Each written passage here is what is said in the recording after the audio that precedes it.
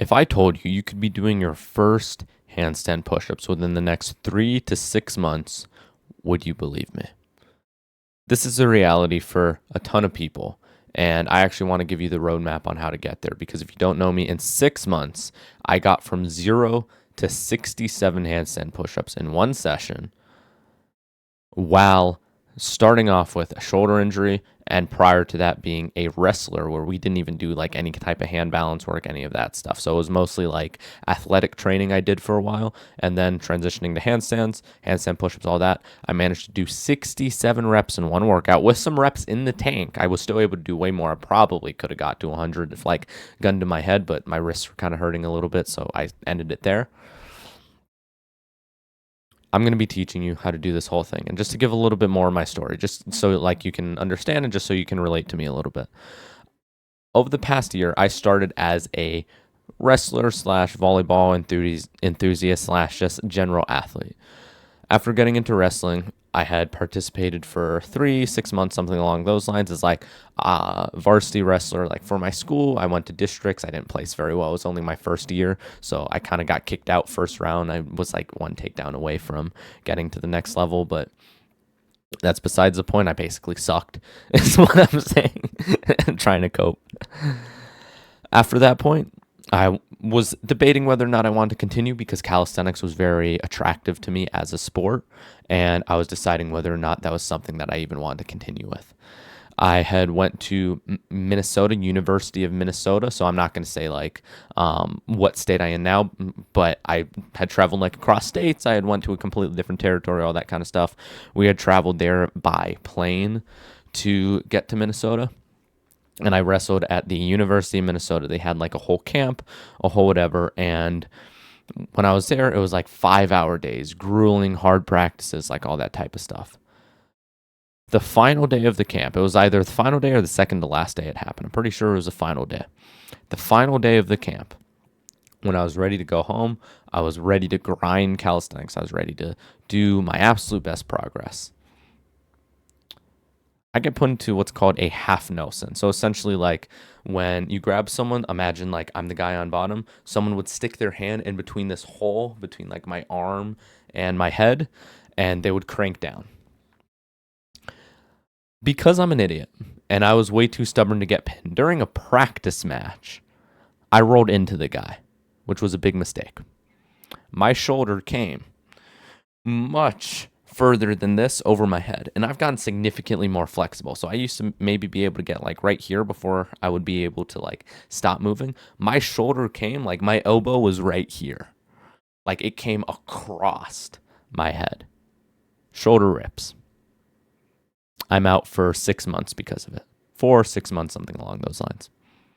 Had to rehab it, had to heal it. I was able to do weighted dips, which was cool. But any type of overhead work, any type of handstand work was out of the question. If you don't know, when I would take a 2-pound dumbbell, like a 1 kilo dumbbell, like 0.8 kilo dumbbell, 0.9 kilo dumbbell, when I would push it, my arm would shake. I got to the level of doing 67 handstand push-ups in a session, doing 9-degree handstand push-ups, and doing 50 kilo weighted dips fairly quickly. So this stuff works, and I'm going to be giving you a full guide. No more fluff, no more talking. We'll get into it. If you're starting from zero, it's kind of what I always recommend people is building a base, and first, second link description, something along those lines. I explain exactly how to do it. If I also have like a paid program on how to go from 0 to 70 handstand push-ups like I did. This is more so how to obtain just your first rep or first couple of reps, and then I'm going to kind of tell you how to progress, but not really. I might. But if you're interested in that, first, second link in the description, paid community, free community, all that kind of stuff. It depends on where you are with your base, kind of where your starting point is. What I always recommend to people is 50% of your body weight for 10 reps on weighted dips. The thing is, if you only care about handstand push-ups, then this may not be the requirement. I would still say it's probably the best thing, and I pick dips over pike push-ups for one big reason, and it's a couple big reasons. But think about it like this. When you do a pike push-up, the way that your muscles are leveraged is a ton of tension. And it's very difficult for your body to produce force in this overhead position, just because your shoulders aren't really strong, because it's mostly shoulders. shoulders, tricep, not really chest, all that kind of stuff. If you're able to do dips with your body weight, for example, that's the same amount of weight as you would be doing for a handstand push-up. If you're able to add another 50% to that, 50% is a giant difference, by the way.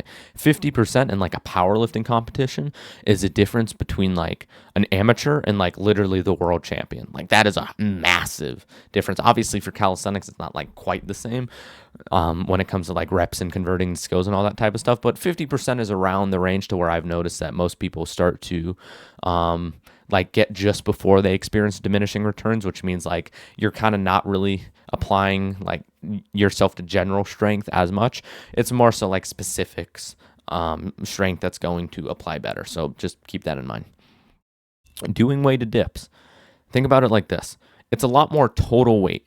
So the tension on your muscles are going to be much greater. So when you go to pike push-ups, when you go to handstand push-ups, once you get used to the movement, so when you're strong, you adapt quicker initially, you make quicker initial adaptations. When you start with the new movement, it's actually a lot less tension. So you don't have to focus on the tension and you don't have to focus on the strength aspect. So that's two big like mental and physical components checked off. You only have to focus on technique. So if you haven't got to 50% for 10 reps on weighted dips, that's my recommendation. Again, second link, first link in the description, free community. It'll be in there somewhere. It's called the Creative Mode Protocol, something along those lines. You can just join, takes 2 seconds. If you don't really care about getting to that level or you're ready at this level, here's what you do. I kind of dogged on pike push-ups before, but I want to use them as a supplement for one reason. Because they are simply the most specific thing you can be doing to overhead, especially if you haven't built a base. If you've already built a base of strength, then kind of ignore the pike push-ups. But what you're going to be doing is a ton of attempts. So first steps, obviously you need to learn how to do a handstand. How do you do that? Once you get to the point to where you're able to go up against the wall, back to wall. So let's say the wall's right here. You kick up, feet are against the wall, something along those lines. Once you're able to hold yourself against the wall, feet on the wall, feet kind of off the wall. So like you do this thing where you let your legs where like you kind of tap and kick. Once you're mostly balancing yourself for like 60 to 80% of the time and like you kind of hit the wall every once in a while for 10 seconds, 15 seconds, you have more than enough strength and more than enough balance to learn the handstand. You just have to learn the kick up. So what I recommend is getting to the point to where you're at 10 to 15 seconds on a handstand kick up, and then working on attempts of the handstand. So what that would look like is you doing literally between 10 and 40 attempts of a handstand, like attempting it almost every day or every other day. The thing is, with skills specifically, it's not going to make your muscles sore, so that's not going to be the thing limiting you. It's your joints and connective tissue, which are like your tendons. So like if you feel right here, like you have a bicep tendon, it's not like muscle. It's like kind of that hard, like stringy thing. It kind of feels like a wire, for example. That's what a tendon is. That's where you see like a ton of injuries with like supinated planche and like one arm pull-ups and all that kind of stuff. Tendons, your joints, so like think your wrist, for example. Your ligaments, the thing that holds your bone to your bone. So like if you touch your kneecap, for example, like kind of right here, I think you have one where it connects your shin bone to your kneecap, kind of right here, connects bone to bone. It might be a tendon, that might be your patellar tendon, but I'm pretty sure there's also a ligament somewhere in there, just to give you like a rough idea. Obviously, you're not going to be like an anatomist, like reviewing each individual body part. That'd be kind of retarded, but you kind of get what I mean. That's the thing that's a limiting factor in most cases. You might notice that you're not very tired and your shoulders don't really hurt and your back is fine and your shoulders are fine and all that type of stuff when you're doing your handstand attempts. You'll probably notice that it's mostly your wrists, especially if you're doing on the floor like I did. It's mostly your wrists. You need to let those adapt. So doing tons of frequency, tons of volume with a fairly low intensity is going to be the thing that allows them to make the adaptations they need. The high frequency and high volume is going to make them hurt more and kind of damage them more, and it's going to lead to like more adaptation, you could say. But the thing that's going to save it is the low intensity. So don't go high intensity, high volume when you're just starting out. Go either high intensity or high volume. And you go high volume because you get to practice a movement more. If you think about a boxer, for example, they wouldn't train 5 hours one day a week. They would split it up. They would train like 1 or 2 hours 3 or 4 times a week. They would do it like that because the quality of practice will be much better. They get a warm up and then they do some high quality work, and then they're not like for the rest of the session because they're training for 5-6 hours. Most people aren't able to do that one time a week if that's all they're doing as well. For handstands, it's the same thing. Gymnasts train 1 to 3 times a day. They work on all the basics. They work on their stretching, their mobility, all that type of stuff. There's always something you can do with these skills. You just have to build up the work capacity to get to that point. Learning your first handstand. So now you're able to do handstand attempts. You're able to get to the point to where you're able to hold 5 to 15 seconds. 5 seconds is more than enough to do your first handstand push-ups with a handstand. You want to know how I know? Because I was only able to get 5-second handstand consistently before I started learning my first reps. Handstand push-ups, the balance translates to handstand push-ups. Handstand holds translates to handstand holds. You would think it would you would think that in your head, but you kind of go, well, if I want to improve my balance, and I do more handstand holds. No. You do more attempts of handstand holds. Or you do more attempts of handstand push-ups, handstand negatives, which is more stuff that we're going to get into. Doing the most specific thing is going to give you the most specific result in this case. What you're going to do now that you can hold 5 to 15 seconds, you're going to be focused on either, there's a couple of exercises that you can choose. There's kind of like 3 main ones that I like that all kind of work equally as well, just whichever one you kind of vibe with the most and that feels like it's the right thing for you to be doing. You have handstand push-up negatives, so you get into the handstand and you slowly lower yourself down. You do like floating pike push-ups, which is essentially like you get into like the bottom position, you lift your feet up, and then you push yourself up, so it's like just a positive half of a handstand push-up.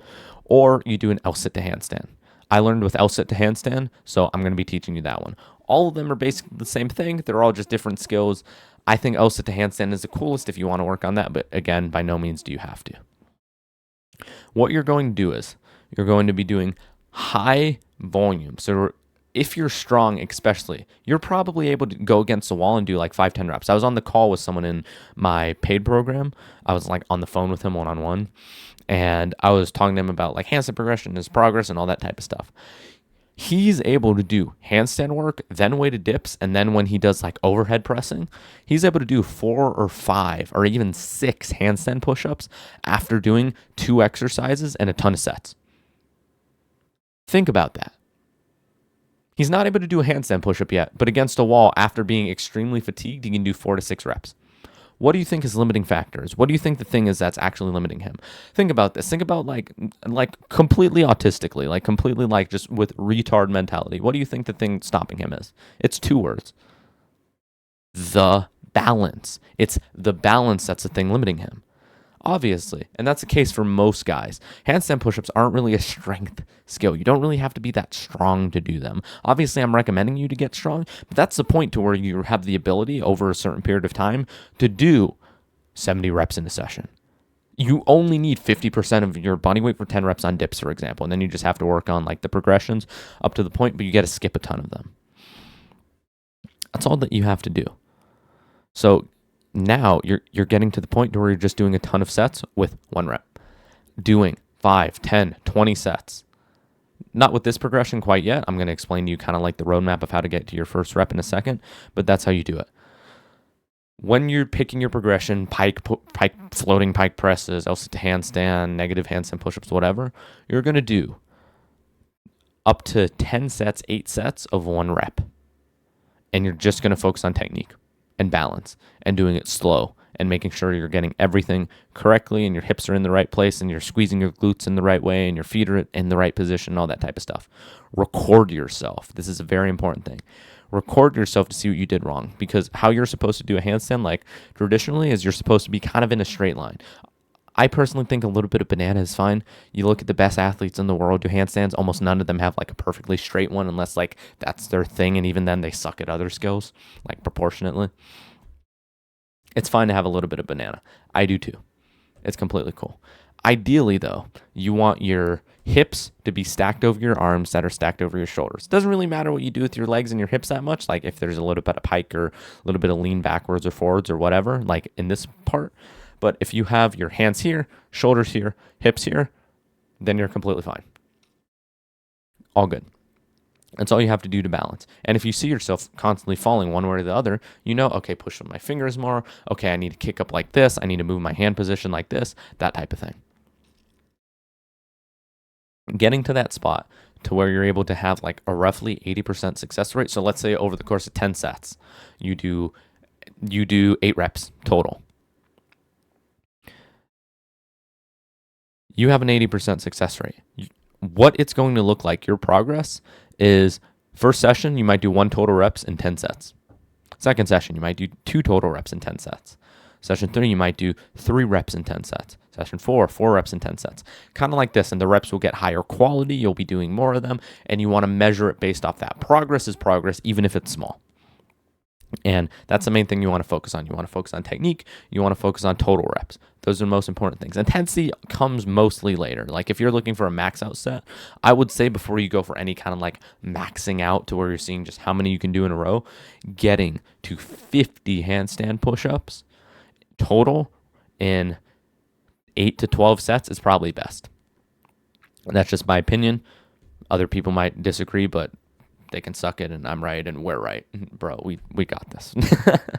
Anyways, that's that stage. You want to get to an 80% success rate with your handstand push-ups, or handstand push-up progression. So the progression 1 below. Now what you're going to do is you're going to switch to handstand push-up attempts. So you're simply 10 to 20 attempts.